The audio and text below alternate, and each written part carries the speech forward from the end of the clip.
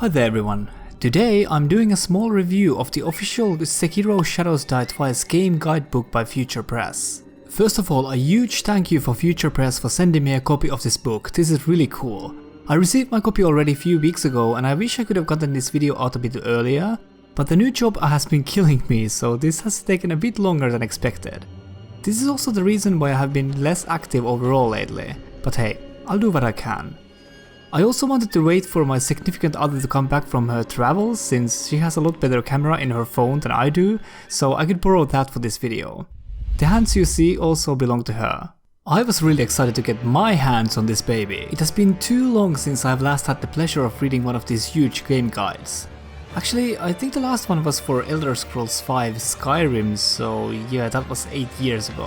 What I gathered from a fast Google search was that the price of this guide ranges from $30 to $40. This 592 page guide is hard-covered with a picture of Sekiro fittingly obscured by shadows on the front cover and a simple white Immortality Severed text on black in the back. The guide also has a nice smell to it.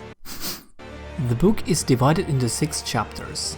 Chapter 1, The Shinobi School, showcases some of the more basic mechanics and controls of the game. Chapter 2, The Shinobi Toolkit, features the different items, equipment and weapons in the game. Chapter 3, The Path of the Shinobi, has this sort of a step-by-step walkthrough through all of the areas of the game. Chapter 4, Opposing Forces, has the best theory of all the enemies and bosses in the game, with detailed strategies to defeat them.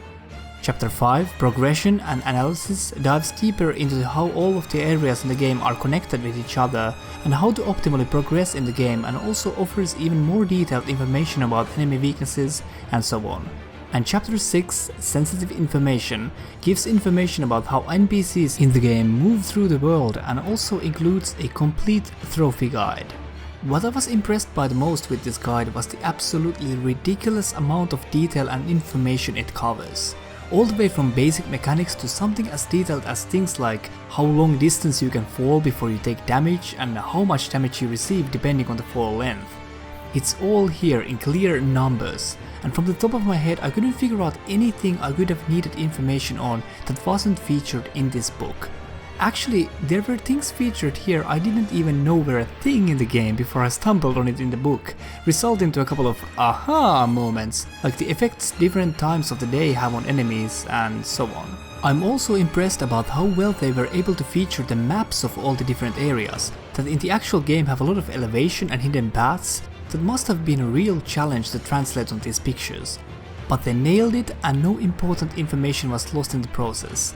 Some of the sections even have a QR code which you can scan with your phone that will take you to a YouTube video showcasing the given subject in video form.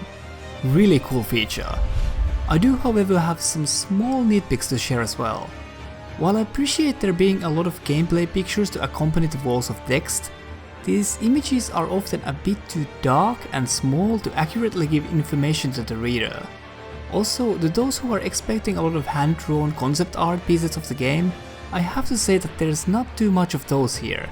There are some, and what is there is great, but most of the pictures of the NPCs and bosses on this guide are these high quality renders of the in-game character models, which are really nice looking in their own right, but if it's concept art you're after, you're better off by buying the Sekiro Artworks book instead. For the lore hungry people, I also want to emphasize that this is very much a gameplay focused guide. All in all, this is a great guidebook packed with information and detail that must have taken a lot of hard work to put together, and I cannot thank Future Press enough for sending me a copy of it. I will be sure to check their guides in the future for other games as well, because if they are all this high quality, I'm one very happy future customer. Thank you all for watching and take care.